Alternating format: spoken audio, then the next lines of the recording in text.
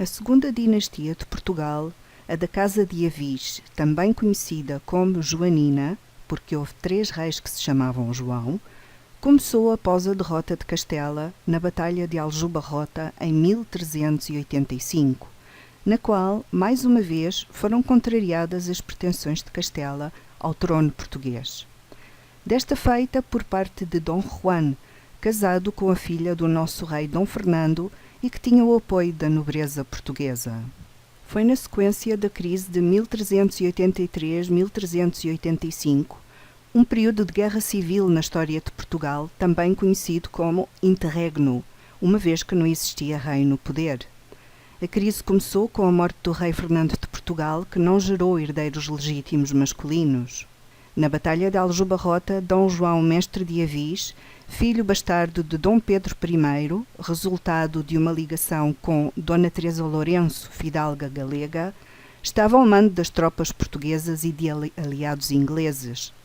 O Mestre de Avis, antes de tomar as rédeas da governação de Portugal, foi mestre da Ordem de São Bento de Avis e era muito popular entre a classe média portuguesa e a aristocracia tradicional. Dom João I reinou durante 48 anos, de 1385 a 1433. Na Batalha de Aljubarrota, embora o exército castelhano fosse muito mais numeroso, mesmo assim foi derrotado graças à tática inventada naquela altura, à qual deram o nome de Tática do Quadrado. Os exércitos portugueses foram comandados, mais uma vez, por Nuno Álvares Pereira, nomeado por Dom João condestável do reino. Para selar a aliança luso-britânica, Dom João casou com Filipa de Lencastre. Em 1415, Dom João I conquistou Ceuta, estratégica para a navegação no norte de África, o que iniciaria a expansão portuguesa. Aí foram armados cavaleiros dos seus filhos, irmãos da chamada Inclita Geração, Dom Duarte, futuro rei, Dom Pedro e Dom Henrique, conhecido como Henrique o Navegador, que foi o grande promotor e impulsionador dos descobrimentos portugueses. Foi o poeta Luís de Camões, em Os Lusíadas, que cunhou o termo Inclita Geração, epíteto dado na história de Portugal aos filhos do rei João I de Portugal e de Filipa de Lencastre.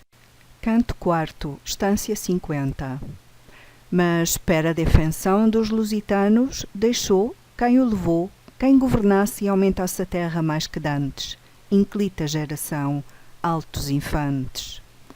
Foi no reinado de Dom João I que foram descobertas as ilhas dos Açores e da Madeira, além de se fazerem expedições às Canárias. Teve início, igualmente, o povoamento dos arquipélagos dos Açores e da Madeira. Dom João I morreu em 1433 e foi sucedido por seu filho, Dom Duarte. Dom Duarte I, apelidado de o Eloquente e o Rei Filósofo pelo seu interesse pela cultura e pelas obras que escreveu, preparava uma revisão da legislação portuguesa quando morreu, vitimado pela peste. Num curto reinado de 5 anos, de 1433 a 1438, deu continuidade à política de exploração marítima e de conquistas em África. O seu irmão Henrique estabeleceu-se em Sagres, de onde dirigiu as primeiras navegações, e em 1434 Gilianes dobrou o Cabo Bojador, um ponto lendário da época cuja travessia causava terror aos marinheiros. O Cabo Bojador era o fim do mundo na imaginação dos navegadores do século XV.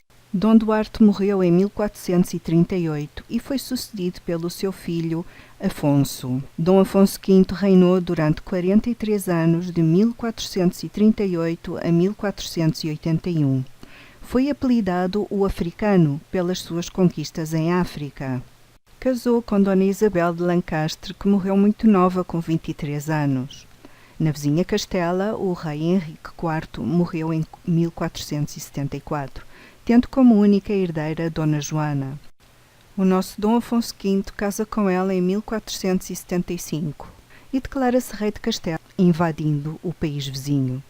Durante a pretensão de Dom Afonso V à coroa de Castela, entre 1475 e 1479, pelo seu casamento com Joana, usou, pela graça de Deus, Afonso V, rei de Castela, de Leão, de Portugal, de Toledo, de Galiza, de Sevilha, de Córdoba, de Jaén, de Múrcia, dos Algarves, de Aquém e de Além-Mar em África, de Gibraltar, de Algeciras e senhor da Biscaia e de Molina.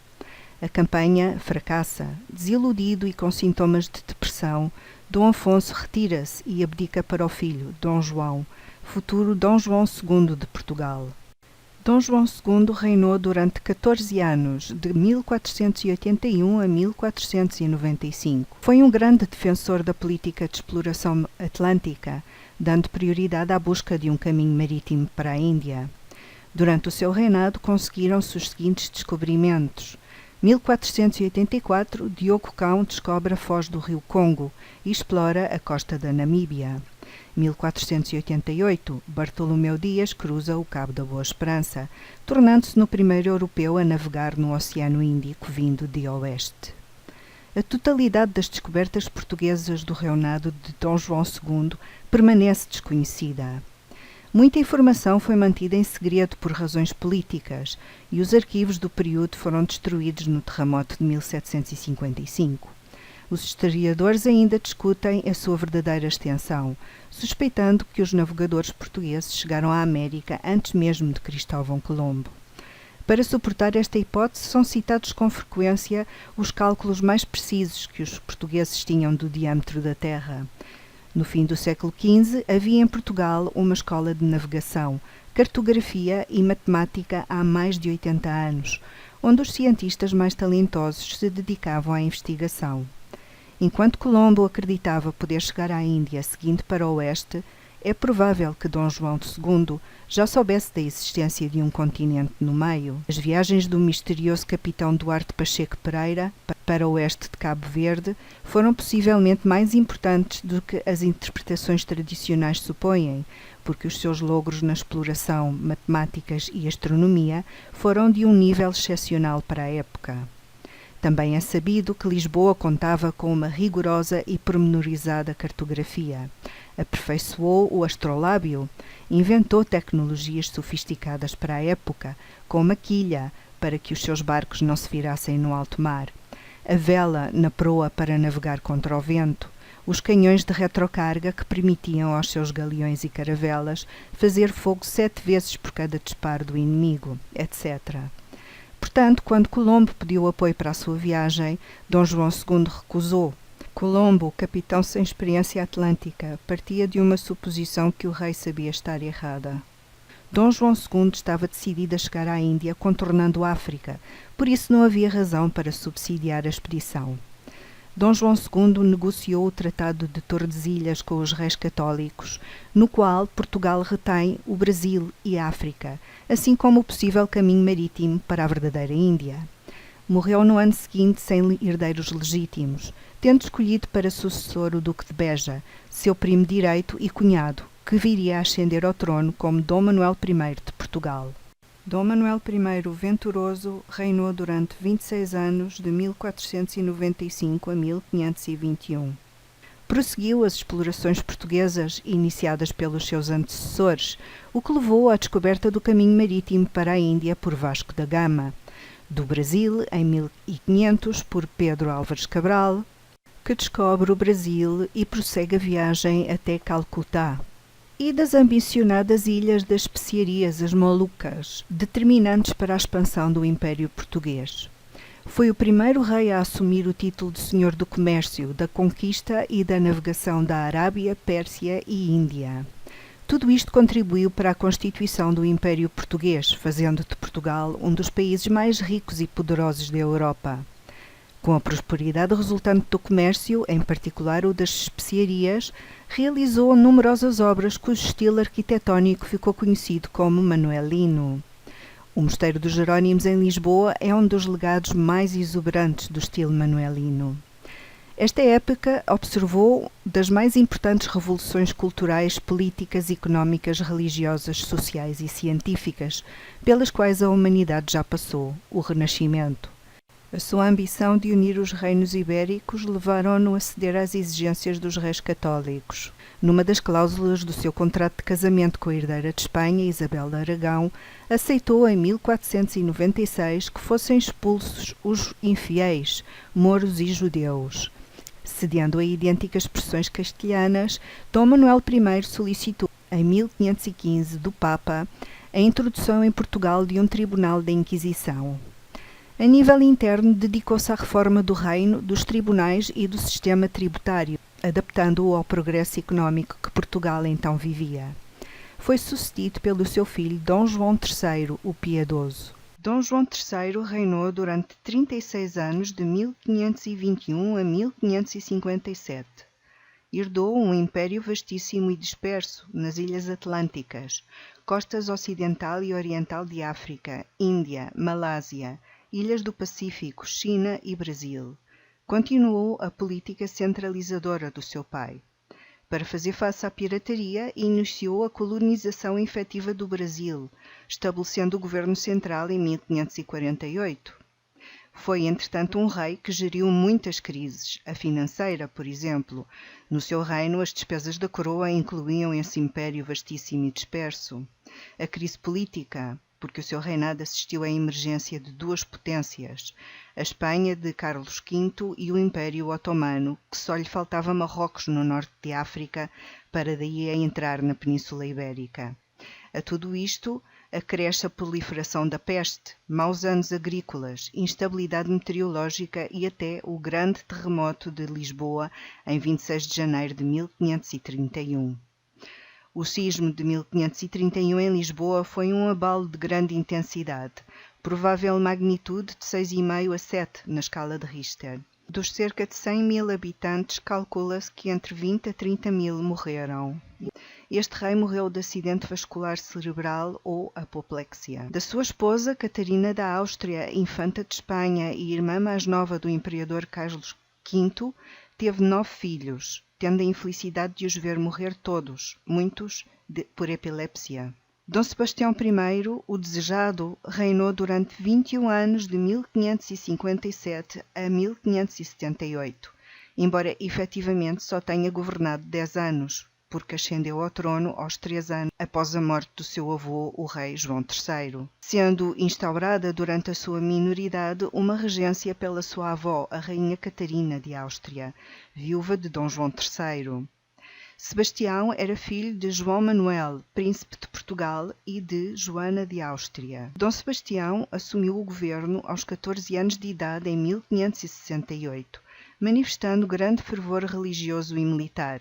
Solicitado a cessar as ameaças às costas portuguesas e motivado a reviver as glórias da chamada Reconquista, decidiu montar um esforço militar em Marrocos, planeando uma cruzada. A derrota na Batalha de Alcácer Quibir, em 1578, levou ao desaparecimento de Dom Sebastião em combate e da nata da nobreza, iniciando a crise dinástica de 1580, que levou à perda da independência para a Espanha.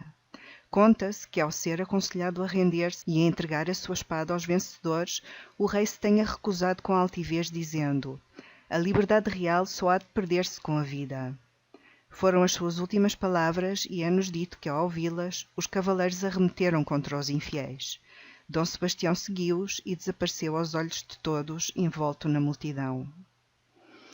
Poema Dom Sebastião, Rei de Portugal, em A Mensagem, de Fernando Pessoa, 1934. Louco, sim, louco, porque quis grandeza, qual a sorte a não dá.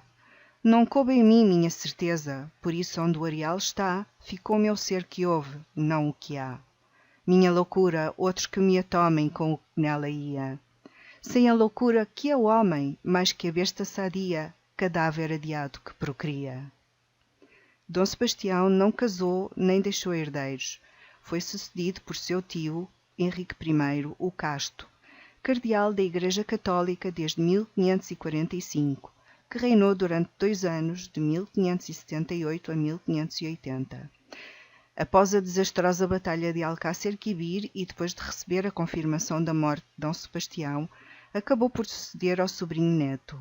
Henrique renunciou então ao seu posto clerical e procurou imediatamente uma noiva por forma a poder dar continuidade à dinastia de Avis. Mas o Papa Gregório era um familiar dos Habsburgos e estes eram pretendentes ao trono de Portugal. Por isso não o libertou dos seus votos. O rei cardeal morreu durante as cortes de Almeirim de 1580, deixando uma junta de 5 governadores na regência. Em novembro de 1580, Filipe II de Espanha reivindicou o reino de Portugal pela força. Lisboa caiu rapidamente e o rei espanhol foi aclamado rei de Portugal como Filipe I, com a condição de que o reino e seus territórios ultramarinos não se tornassem províncias espanholas. Em resumo, a dinastia de Avis começa derrotando Castela na Batalha de Aljubarrota em 1385 e termina em 1580, na sequência da morte sem descendência de Dom Sebastião na Batalha de Alcácer Quibir, e posteriormente da morte também sem descendência do seu tio, Dom Henrique I. Esta situação foi aproveitada por Filipe II de Espanha para unir as coroas da Península Ibérica. Durante os 195 anos que governa esta segunda dinastia, Portugal atinge o auge marítimo. A nação lusitana iniciou as expedições pela costa atlântica africana, em clara rivalidade com a vizinha Castela.